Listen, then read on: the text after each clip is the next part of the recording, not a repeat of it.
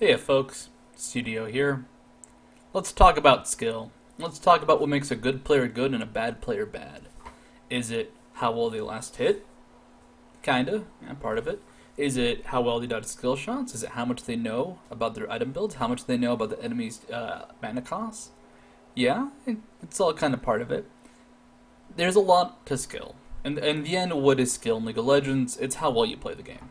That's everything. But that's not useful. Like, alright, that guy is really skillful. He plays the game really well. That tells you a lot. But knowing how to get better based off what skill means, that's useless to you. Alright, how do you get better at League of Legends? Get better. It doesn't help. But let's talk about what is part of skill. I'd say it's made out of three parts. Two of them kind of make the other. One, mechanical skill. How well you last hit, how well you dodge skill shots, how well you press R in any given circumstances. Mechanical skill is I'd say the easier thing to see when it comes to League of Legends and it comes to getting better. It's like, alright, that pro player, he dodges all the skill shots, he lands all of his own skill shots, he's always getting every last hit, he's a good player.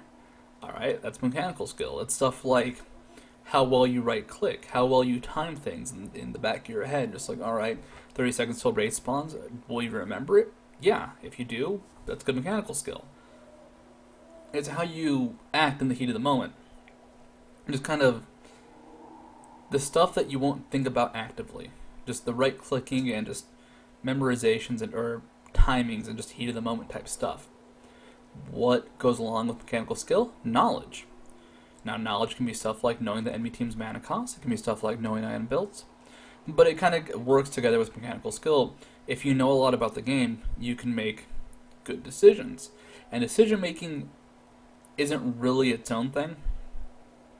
Good decisions come from good knowledge, and a good decision is a good decision when you have the mechanical skill to execute the good decision. So if you know to engage on somebody and get this perfect stun combo off in the top lane as Jax, for example, if you have the mechanical skill to do it, and you have the knowledge to know to do it in the first place, that kind of combines to be a good decision. But enacting and going after these good decisions is its own skill.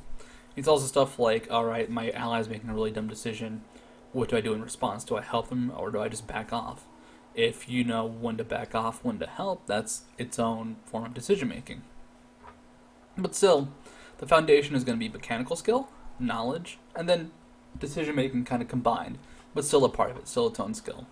So with that in mind, let's go ahead and look at this replay. This is a 1000 elo replay, looking at 12 Angry Bees playing Maokai. Now, I want to say I will criticize 12 Angry Bees a lot, but still there's something very important to remember. What are the aspects of getting better? Mechanical skill, that's something I think most people can improve on their own. Just last hitting, how they click, looking through the replays to see where they make mistakes. That's, I'd say, one of the bigger aspects. After mechanical skill comes knowledge. Knowledge is something very hard to improve on, very hard to talk about. Because it's very possible for a lot of people to learn stuff on their own, but usually it takes a lot of time. When I do research, it can take 20 to 30 minutes to find something really small and really stupid about a character. And it's not something everybody can do. It takes a lot of time, it takes a lot of effort, and frankly, hearing stuff on the grapevine tends to be easier. And I'd say more accessible to a lot of people. But the problem is, who's going to tell 12 Angry Bees what he needs to do? So for example, right here, you walk up to that bush, threw a sapling in, and alright, that's a good idea. Check the bush with a sapling. Don't do it from melee range, don't do it from a position where you're already caught. Who's going to tell him that's a bad idea? Well, I did, but the chances are most people won't. And knowledge, I'd say, is one of the hardest things to come by in this game. People can be good mechanically, but knowing just about the game and what to do in a lot of circumstances is so weird and just unresearched for a lot of people. Now, really quickly, one thing. Okay. For example, why isn't he doing wolves? Did somebody tell 12 Angry Bees he should do wolves? Maybe, I don't know. Maybe he thinks Morgana won't help him, but Morgana's here, and they're going to back him up. Obviously, bot lane's very focused on camping this brush, so the bot lane won't help him, but maybe he would have gotten that backup he needed from Morgana. And why didn't he do it? I don't know. Maybe he just didn't know to do it. And it's up to somebody to to kind of inform him. He either has to figure this out on his own, which can take quite a bit of time, or for someone else to inform him what he needs to do.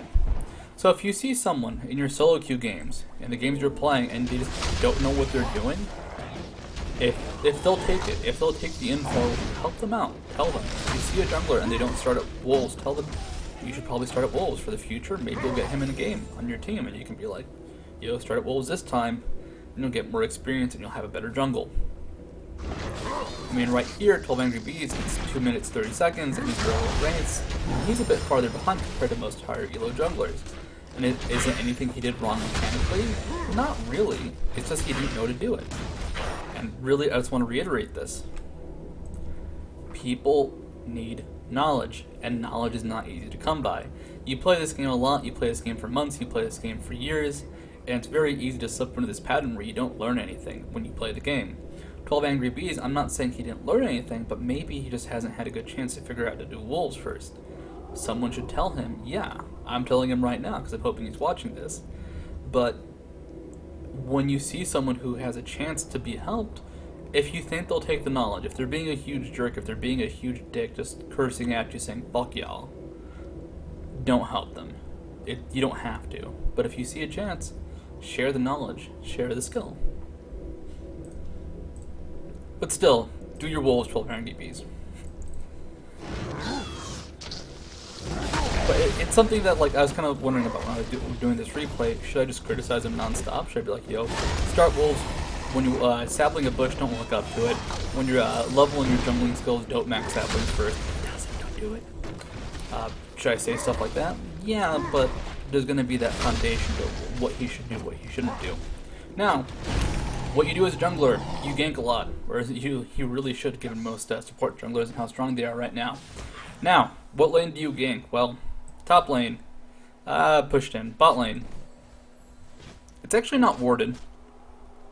Sona hasn't put down any of her wards, which bot lane didn't tell him, but still, Vayne's running away now. Probably not a good lane to gank. Mid lane, okay, it's gankable, it's pushed up. If Lux hangs around, you can punish her for that. If not, she might retreat, but then she's going to be missing some CS. So, this is, I'd say, a decision-making, one of the more obvious parts when it comes to being a jungler, the decision-making of where to gank. You gank what's open and what's obvious. People with map awareness will get caught out. Like this Lux right here, she really didn't think about where Maokai was coming from. And I can go ahead and break down that circumstance because this chase is going to go on for a while. Now, why was that really bad positioning from Lux? Okay, you're Lux, you're in this lane, you don't have vision anywhere on the map besides just where the creeps are. So Maokai could come from over here or over here, and hugging either side is going to be incredibly dangerous. Most likely he'd come from over here because he'd do Blue than Wolves, but still it's dangerous. And still, Lux is still staying far forward. Lux is actually trying to avoid Morgana by rushing over here to the side, which lets Morgana, or which pushes her into Maokai. But still, it's kind of the same thing where he should not run to the side because it's going to be dangerous for him. 12 Angry Bees here, he makes his own little mistake. He tries to do a combo for more damage rather than more control. So looking at 12 Angry Bees, once he pops out of the brush, watch his cooldowns right here. What goes first? Okay, Twisted Advance, then he throws a sampling, then he does the Arcane Smash. And because he went for the sampling first, the Arcane Smash didn't have a chance to land a knock up, and because of that, Lux had a chance to flash. So Lux is being slowed. She didn't get briefly CC, but the slows would really matter in this circumstance. And 12 Angry Bees does flash, but guess what? He has nothing off cooldown, and Lux just has a chance to get a root off. That's a combination of knowledge and decision making. What should a Maokai have done? Well, most of the time, you will have a chance to get the higher DPS combo off, but because our Twisted Advance is only level 1, and you have only that brief second to really get anything done, you can't rely on the combo being successful, unless you have really fast clicks. Maybe Maokai could have clicked faster, maybe not. I think given latency, it'd be a bit risky in a lot of situations. So that is a mistake he made. I hope 12 Angry Bees learns from this and knows to go for the Arcane Smash first next time when he's ganking someone so close to a wall they can flash over. But still, Lux died. It was a good situation in the end. They did waste a lot of time roaming around in the mid lane. Morgana missed a lot of experience. Teemo did roam from top 2. But still, they shut down Lux for a bit, and if you keep a mid laner shut down, let someone like Morgana snowball, it's going to be really awesome. Also, this was swag as hell, actually. This is really cool. What? Look for the auto attack. Look for the auto attack. Sapling over the wall, smite onto the big wolf, boom, no auto attacks needed. Yeah. And was that a good decision? Yeah, I'd like to think so. And it's important to remember that a good decision can mean a lot of things. Really, when you're playing your game, it's going to be what works in your game. But what works in higher elo games may not work in lower elo games, just because people play differently. Now this would be an example of a very well, like the perfect game. Morgana sets a binding up, this lets Maokai Twisted advance in, or Arcane Smash. Everything's easy, piece of cake, they're dead. Will that always happen? No. But when it does happen, when you do see your AP mid land, something like that, go crazy, go hug wild, you'll kill them. Now, I just want to say, look for the response time on bot lane retreating. Lux, or Sona takes a second, Vayne hangs out for a while, and it's like just a half second to second delay on the retreat of this bot lane. And a lot of people do that. People don't have the best reaction times. When you get to the higher elos, they will get better and better, but even then, map awareness is a skill, and not everybody has that skill. You can really punish it sometimes. Go ahead, take a risk if you think you can. Now, back to decision making. Was this a good decision? Well, 12 Angry Bees is currently stunned, not quite underneath the turret. Takes a lot of damage just from Sona and Vayne, and dies. If Vayne had played that better, if Vayne had actually tumbled to the side, Vayne could have survived that, and they could have gotten away with a kill for free. So, was that a good decision? No. Why wasn't it a good decision? Well, because of the way the root landed. He was in the tower range, he got pinned to a wall immediately afterwards. He set himself up to be chain CC'd, and was lucky he wasn't underneath the turret when it happened. Doing stuff like that, like knowing when you can go in, when you can't, it's a knowledge thing. It's a knowledge and heat of the moment type thing. Now, when can you dive at someone with someone like Maokai? Well, if they had Graves there, if they had Alistar there, maybe they could have landed a Twisted Advance, Alistar could have flashed, or and they had the Pulverize, and they could have just chained everything from there. That didn't happen though. It was way far ahead. And the only reason they got a kill was because Vayne tumbled the wrong direction. I love this just because there's not much you can do here. But still, when you are trying to improve yourself, you kind of have to look at your games and go like, well, what did I do wrong? Why was it wrong? And that's something that's kind of weird for me because I don't like being super negative about the replay. But he's doing stuff right. For example, he went mid very briefly. There aren't any creeps for him to kill anymore, so he roamed, put a ward down. That's a great decision because, well, what was he going to accomplish in mid with Malphite there? He can try and kill Malphite, yeah, but probably not going to happen. Now that he has the oracles roaming across the lanes like this, it's going to be a really cool pickup for these wards. And Vayne was actually going aggressive onto Graves, which lets him go ahead and get this gank off. Vayne knew Graves was there, but guess what? Didn't notice him. They had the vision, but they didn't really use it. And that was just kind of a mistake that happens in solo queue. Graves could have gone for the kill. He could have chased and been relatively safe had Vayne decided to go aggressive onto him. But he decided not to. Was it a good decision? Well, they could have gotten something good out of it, but they didn't get anything. Nothing bad happened as a result. So it was not a good decision, but it was not necessarily a bad decision. And it happens, and you just kind of got to go with it. Sometimes they'll have AD carries who will go gung-ho. Sometimes they will never, ever, ever want to be aggressive and just be scared of dying. It sucks, but hey, you got to go with what works. Now, how are the lanes doing? You are 12 Angry Bees, you are the jungle, you want to back everybody up. How do you support people? And this is one of the, I'd say, scary parts of the game as both a jungler or any other role. Well, mid's going really well for Morgana. She can push lane really safely. As long as she has Spell Shield, she shouldn't be gankable by Malphite or Lux, because she can Spell Shield the Lux skills, and she can Spell Shield Malphite's ultimate. But of course that's if she has a reaction time. Do you trust your AP mid? That's what it comes down to. Do you think Morgana can hold it on her own? Like, you don't need to save her, and she won't really be good for ganks if she pushes hard, which makes her safe. So do you trust Morgana? And I'd say that's one of the scariest things, having trust in your teammates. You really have to until you find out. If you find out they can't handle a situation, For example, Morgana getting hit by the ultimate there. Her black shield wasn't up, so kind of her own fault for sticking out so long. Can you trust your teammates? Yes and no.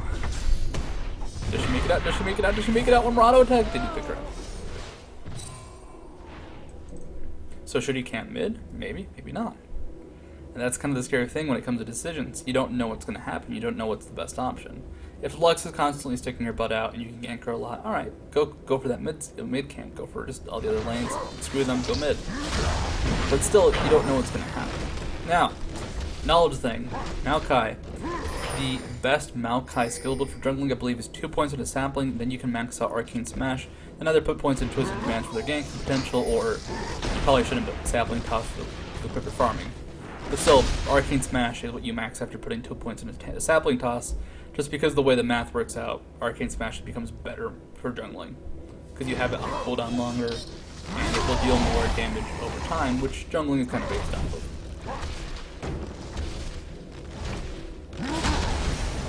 Now, I don't know, it's weird to really say how Angry Bees can improve. Because there's lots of small stuff. There's lots of stuff like, well, alright, I covered the ganks he done mid, I've covered what he can do, but what he's doing now is working. Alright, he did screw up that gank bot. But you know what, he got a deny onto Lux, which is still a lot of time wasted by Lux. He got a kill onto her earlier. Morgana died, but that was Morgana's fault, not his own fault. So he's doing a lot well, and he's benefiting his team.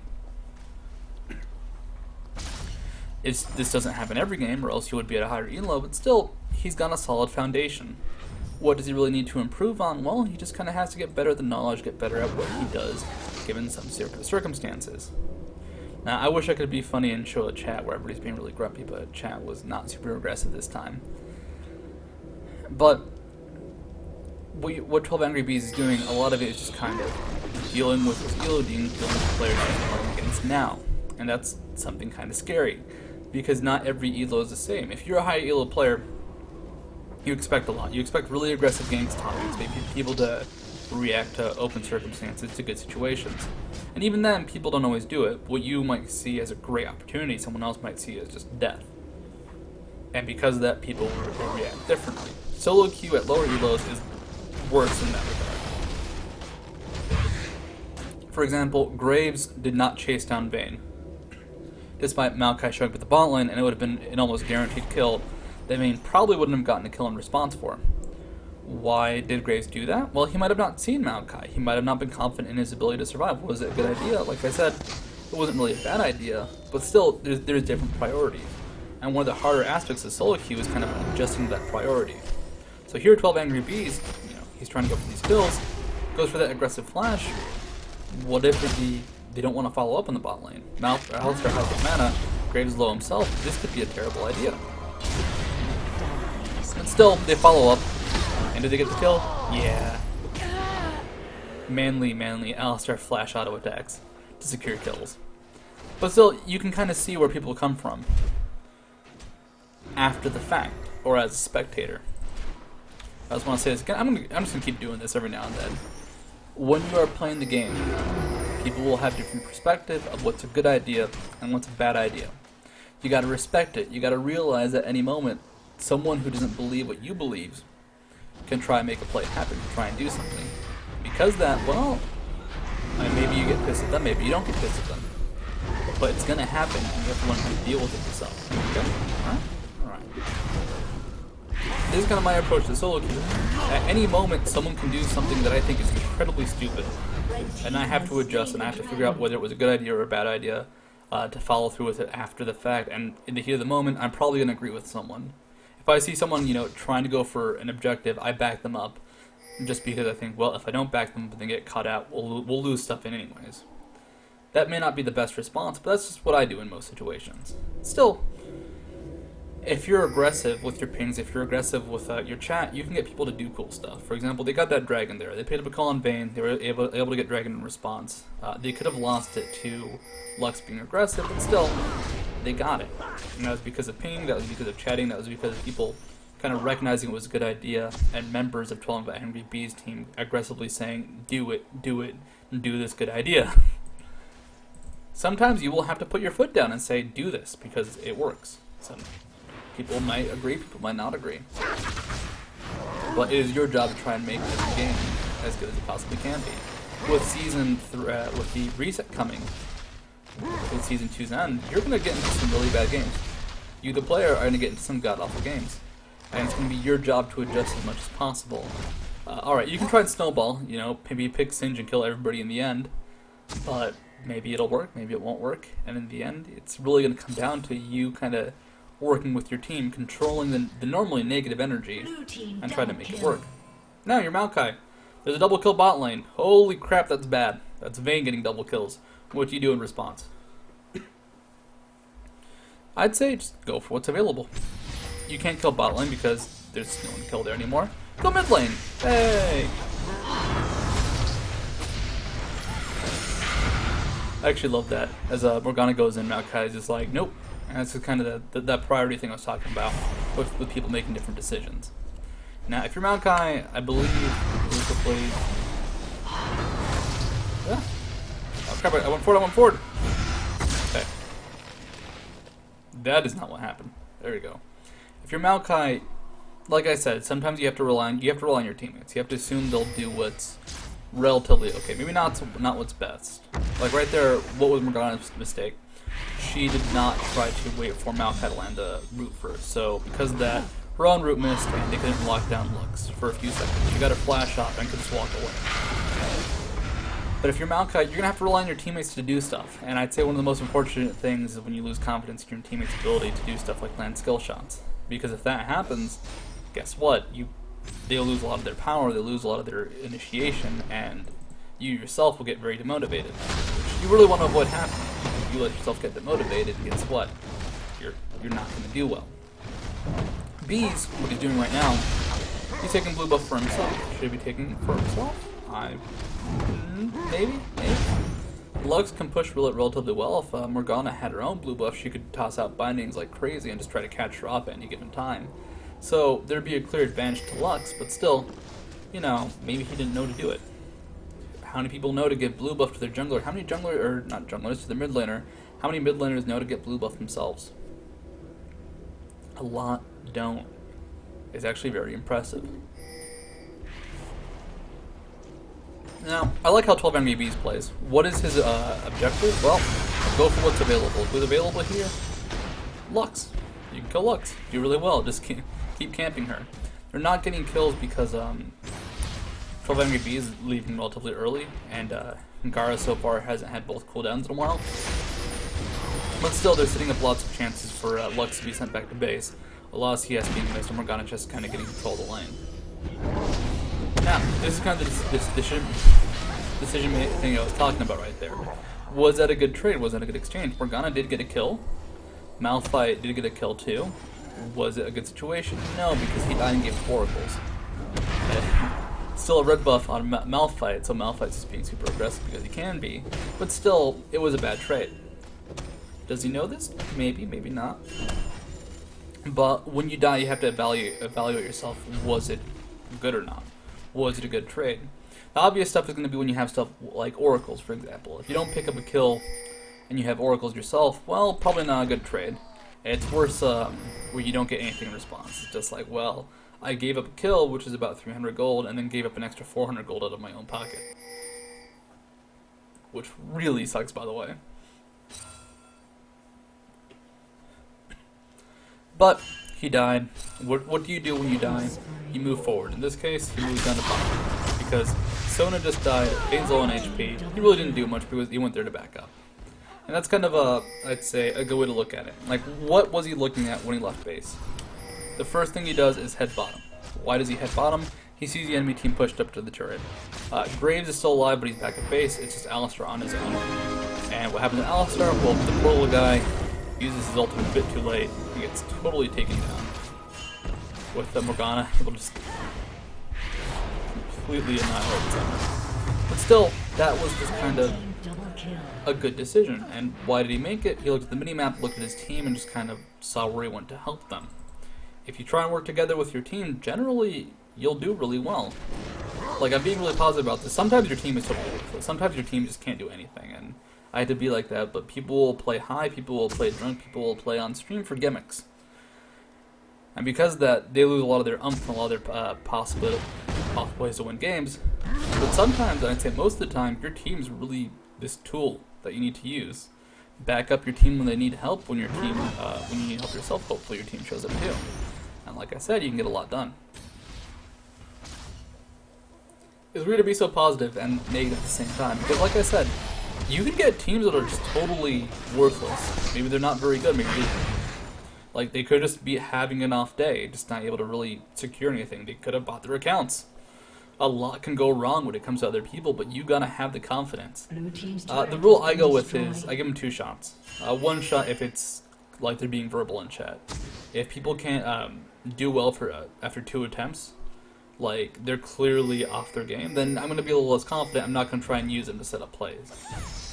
If you're lucky, you're someone who can set up plays like Maokai himself. For example, Morgana missing the binding, that's not really a strike. If it was like Morgana diving into the enemy turret, though, that would be. It's just really weird to talk about safety like this. I don't know. I kind of want to break down what's going wrong, but honestly, 12 enemy bees, he's playing okay. He just needs to clean up his game in a lot of ways. What are his bigger mistakes?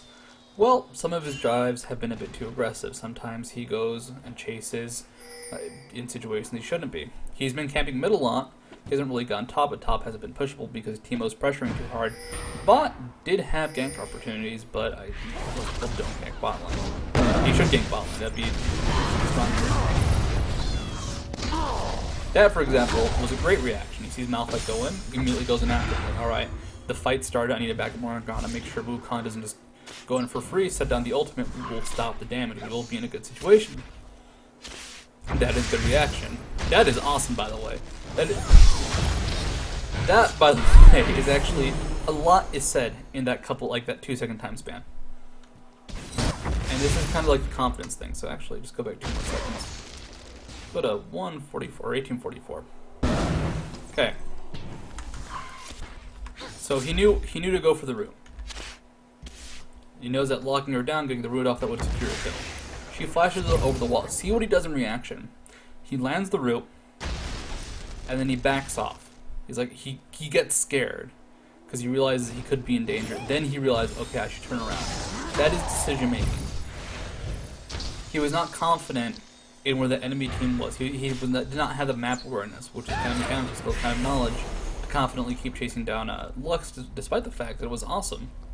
Malphite had his ult down and was, over here retreating back to base. Wukong was also in a bad spot. That was a great engage. But he wasn't confident. And why wasn't he confident? Well, 12 MVPs, it could have been stuff like maybe he wanted, or maybe he just didn't expect it. Maybe he got surprised by the fact that she could have flashed over the wall.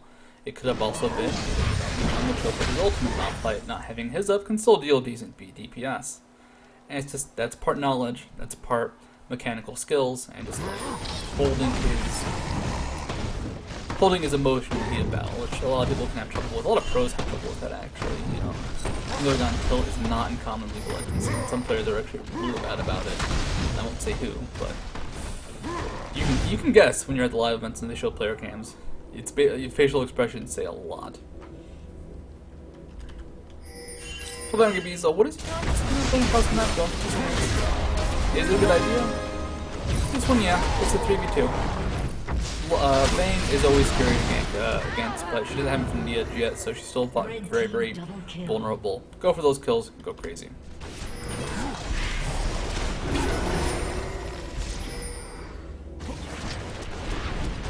Now, like I said, communicate with your team. One of the hardest things when it comes to playing as a team, especially at lower elos, is no one likes to push. Look at this, bot turret's down, mid turret's down at the 20-minute mark, and it barely happened right there. There was a ping on the mid turret, and people chased him down. Communicate with your team. Be that guy. Be the guy who's just like, go mid, go do this. Even if you're not a born leader. I'm not the best when it comes to leading teams myself, but in those I will call it, they'll say go for this because it is a good idea. And it is it's your job as a solo queue player, if you really want to win, to go ahead and go for those objectives, to go ahead and go for those commands. A lot of people don't like to do it. But seriously, if you think you know what's best, and if you tell your team via pings and commands and work with them. If they don't agree with you and you have to do something else, that's fine. But if you think you can really guide your team to victory, ping and try to help them. Do it. Help your team go to victory. Hopefully your team will back you up, and hopefully they'll also carry your ass too. But in the end, you know, you gotta do whatever you can to try and win. That is one of the big things that people do in ranked. Do whatever it takes, short of, you know, cheating, and you can go far. And really just having the passion to go ahead and even just ping and say, hey, go for this objective, it goes such a far way. It's so weird to talk about just like how solo queue can work, but being a good person, being an okay leader goes far. Now, this fight, what is his job? Well, it's one in place. He goes for the Wukong. Wukong was a mid-ultimate and really in a good spot. I think locking him down for sure was an okay idea. He doesn't have flash, so it wasn't really super important, but they still got locked him down. They could have kept Malphite, but still, it's an okay idea to be safe. And still they dive Malphite. Can he escape? I love the retreat pings on the Lux. It's like, don't do it, don't do it, you can't do anything. That is actually good play. You know, making sure that Mixa on Lux doesn't go super aggressive and try and dive 4 to 5 people, that's pretty important. Sorry about that, my throat's currently super dying. I have no water, because I planned poorly. Now it's important to always maintain your aggression. Like, you have to look at your circumstances and go, well, can we really kill this? Can we really gank this? Lux has Infinity Edge, not Lux, Vayne. Graves, he's got Bloodthirster and BF Sword. He's beefier, he's scarier. With the help of Alistar and Maokai, it's going to be a sweet gank. Now, the question is going to be, who sets this up right? Do they stack CCs? Well, let's see how it goes. Alistar doesn't stack a CC with anything. That was perfect. Maokai just went on a Vayne, sat on her. She couldn't do anything, and it set up the perfect kill. And I think it's, you know, it's very easy to see what could go wrong. Now, this game is over. This was a short game. Don't worry, I'm going to do more of these. Why was this so short? Well, Lux lost motivation. Lux lost that drive to win. Because of that, she rage quit and the game ended. Did a team surrender because a 4v5 is god-awful. But I just want to talk about a lot of these concepts and ideas. So, the mechanical skill. How well did the Maokai play? Decently. Some of his combos, for example, were off. When he ganked the Lux mid the first time, he should have used his Arcane Smash before his Sapling Toss, and it would have been a better lockdown. She still would have had a chance to flash over the wall, but she would have been slowed when she done so, and been locked down and probably killed. He did go for a few bad engages, using his Twisted Advance into the enemy turret, and he did chase down Lux in mid lane, I'd say the 4th or 5th time, and traded Oracles for a kill, which isn't really worth it. But still, what makes him not a strong player? A lot of it was knowledge. A lot of it was just stuff he did not know. And that's something that's so easy to improve on. If you have the resources. If you're watching these videos, for example, if you're looking up guides and then questioning those guides, because always question everything, especially when it comes to LoL, because people have really, really bad ideas sometimes. But still, why is 12 Angry Bees not #1? A lot of it is he just doesn't know what to do. Is that his own fault? A little bit. But he can improve just by doing research. And you can improve in your own ways very easily. Getting mechanically better is a bit trickier. That one's a bit more, you know, sweat and blood going into your work. But seriously, 12 Angry Bees, if he does a lot of research now, if he just remembers everything when he gets in game, he'll be much stronger. I'm going to be focusing on lower elo replays this week because guess what? Season reset's coming and it's going to be terrible. Or awesome, depending on your perspective. I love it myself, but the games get really chaotic. But hopefully you enjoyed this breakdown of a lower elo replay. I'll see you guys tomorrow.